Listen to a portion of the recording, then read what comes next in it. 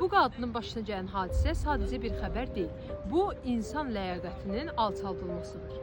Hər bir insan yaşından asılı olmayaraq toxunulmaz və təhlükəsiz bir mühitdə yaşamaq hüququna malikdir.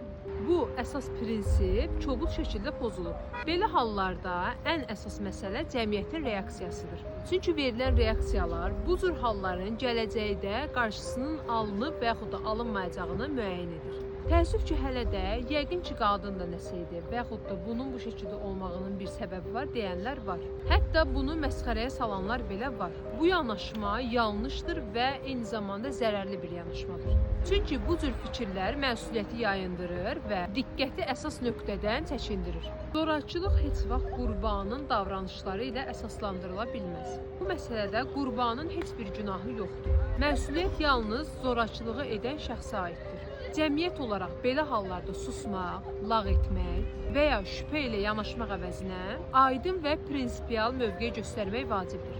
Çünki insan ləyaqəti müzakirə mövzusu deyil. Bu, qorunmalı olan bir dəyərdir.